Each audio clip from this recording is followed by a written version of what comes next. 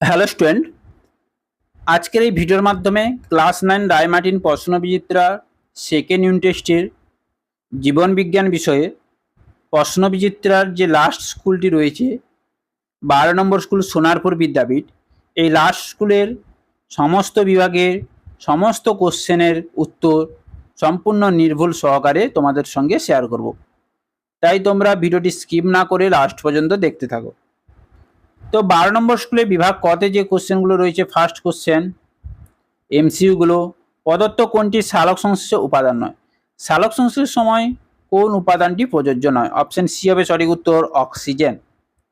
2 নম্বর দেখো, গ্লাইকোলাইসিস প্রক্রিয়ায় অন্তিম উৎপাদিত বস্তুটি হলো পাইরুভিক অ্যাসিড। অপশন এ হবে সঠিক উত্তর। 3 নম্বর দেখো, প্রোটিন পরিপাককারী উৎসেচকটি হলো পেপসিন। অপশন ডি হবে সঠিক উত্তর। 4 নম্বর, মানুষের রক্তে উপস্থিত মুখ্য খনিজ পদার্থের নাম হলো লোহা। অপশন সি হবে সঠিক উত্তর। 5 নম্বর দেখো, হেনরি লুপ অংশে প্রদত্ত কোন উপাদানটি শোষিত হয়? সোডিয়াম আয়ন, Na+ আয়ন হয়েছে। নেক্সট দেখো বিভাগ খতে, বাষ্পমোচন হার বৃদ্ধি পায় বাতাসে আর্দ্রতা হ্রাস পেলে। সঠিক উত্তর হবে আর্দ্রতা হ্রাস পেলে। সঠিক উত্তর আর্দ্রতা হ্রাস পেলে। লেবুতে রেচন পদার্থ রূপে কি সঞ্চিত থাকে? সাইট্রিক অ্যাসিড সঞ্চিত থাকে। মৃতজীবী পুষ্টি সম্পন্নকারী একটি সপুষ্প উদ্ভিদ হলো মনোট্রোপা। সঠিক উত্তর হবে মনোট্রোপা হয়েছে, মনোট্রোপা। এবার দেখো, রক্তরসে আলফা ও বিটা অ্যাগ্লুটিনিন থাকে, এটা হচ্ছে সত্য। ব্যাপন প্রক্রিয়ার জন্য অর্ধবদ্ধ পর্দা প্রয়োজন, এটা মিথ্যা, ওটা অবিশ্রবণ প্রক্রিয়ার জন্য। ম্যাগনেসিয়াম হবে পাতায় ক্লোরোসিস হয়, এটা হচ্ছে সত্য। এবার দেখো, এ স্তম্ভ এবং বি স্তম্ভ, ক স্তম্ভ এবং খ স্তম্ভ। গ্রানা, গ্রানা হচ্ছে আলোক দশা। অপশন বি হবে সঠিক উত্তর। ট্যানিন, ট্যানিন হচ্ছে চা গাছের পাতা। অপশন এ হবে সঠিক উত্তর। ক্রেবস চক্র হচ্ছে টিসিএ চক্র। অপশন ডি হবে সঠিক উত্তর। এবার দেখো, ডির দাগের কোনটি বিষদৃশ্যতা খুঁজে লেখো। এখানে বিষদৃশ্য হচ্ছে ট্যানিন। ট্যানিন হচ্ছে এক ধরনের কার্বনযুক্ত নাইট্রোজেনবিহীন দেশন পদার্থ, আর বাকিগুলো হচ্ছে নাইট্রোজেন যুক্ত। এডিবির পুরো নাম কি? এডিবির পুরো নাম হচ্ছে অ্যাডিনোসিন ডাইফসফেট। Adenosine diphosphate.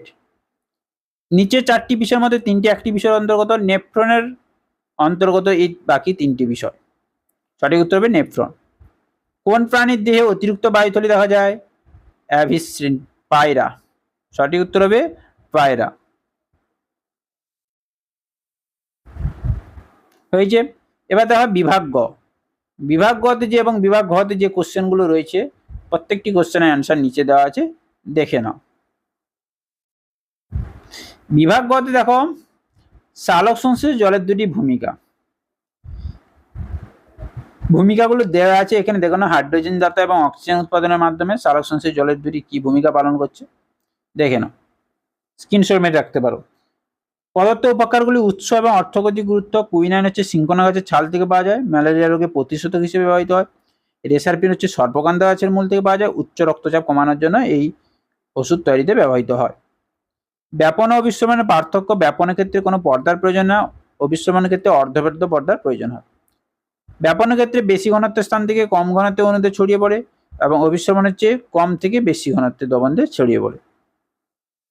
এবার দেখো, কলসপত্রী উদ্ভিদকে পতঙ্গ উদ্ভিদ বলবো কেন? কারণ কলসপত্রী উদ্ভিদ নাইট্রোজেনের অভাবযুক্ত মাটিতে জন্মায়। এদের দেহে প্রোটিন বা নাইট্রোজেন চাহিদা মেটানোর জন্য পাতাগুলি কলসির মতো অঙ্গে রূপান্তরিত হয়। এরা পতঙ্গদের ফাঁদে আটকে তাদের দেহ থেকে উৎসেচকের সাহায্যে নাইট্রোজেন যুক্ত পুষ্টিরস শোষণ করে, তাই এদের আমরা কি বলবো? পতঙ্গভোগ উদ্ভিদ। মানুষের হৃৎপিণ্ডকে আমরা দ্বিচক্রী হৃৎপিণ্ড বলবো কেন? কারণ মানুষের দেহে রক্ত একবার সম্পূর্ণ আবর্তনের জন্য হৃৎপিণ্ডের মধ্য দিয়ে 2বার প্রবাহিত হয়। একবার ডান দিকে প্রকোষ্ঠের মাধ্যমে ফুসফুসে, এবং দ্বিতীয়বার বাম দিকের প্রকোষ্ঠের মাধ্যমে ফুসফুস থেকে সারা দেহে প্রবাহিত হয়। এই কারণে একে আমরা কি বলবো? দ্বিচক্রী হৃৎপিণ্ড। 6 নম্বর দেখো, ফুসফুস হলো সহায়ক রেচনাঙ্গ। উক্তিটি যথার্থ ব্যাখ্যা করো।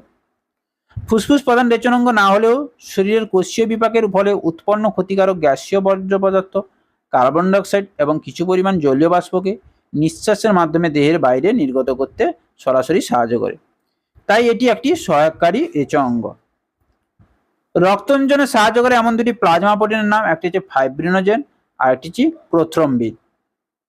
এবার দেখো বিভাগ ঘতে যে কোশ্চেনগুলো রয়েছে, প্রথম কোশ্চেন রয়েছে রক্তঞ্জন কাকে বলে, এই প্রক্রিয়াটি সংক্ষেপে আলোচনা করো।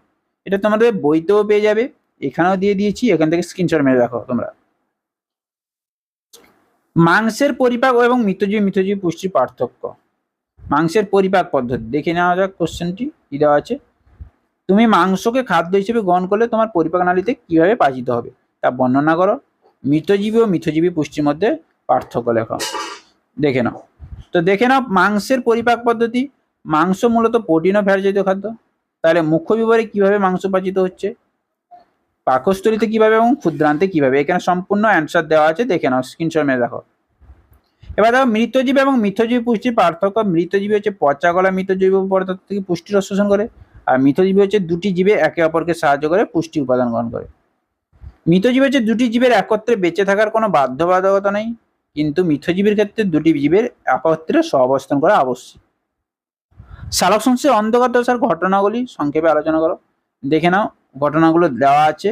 কার্বন ডাইঅক্সাইডের সংবন্ধন, পিজিএ বিজারণ, আরবিবিপির পুনরুৎপাদন এবং গ্লুকোজ সংশ্লেষ এখানে দেওয়া আছে সম্পূর্ণ, দেখে নাও, স্ক্রিনশট মেরে নাও বা লিখে নাও। অথবা দেওয়া আছে উদ্ভিদের প্রধান রেচন কৌশল এবং রজনের গুরুত্ব। রেচন কৌশলগুলো হচ্ছে পত্রমোচনের মাধ্যমে রেচন হয়, বাকলমোচন এবং ফলমোচনের মাধ্যমে রেচন করছে। রজনের গুরুত্ব কি, রজন ও উদ্ভিজ্জ ক্ষীরের অর্থকরী গুরুত্ব দেখে নাও। রজনটি পাইন গাছের রজন থেকে তারপিন তেল প্রস্তুত করা হয়, যা রং শিল্পে বার্নিশের কাজে ব্যবহৃত হয়। তাহলে এই ছিল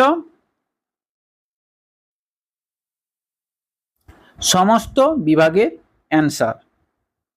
তো ভিডিওটি ভালো লাগলে অবশ্যই লাইক করো, কমেন্ট করো, শেয়ার করো এবং চ্যানেল নতুন হলে চ্যানেলটিকে সাবস্ক্রাইব করে রাখো। নেক্সট ভিডিওতে দেখা হচ্ছে।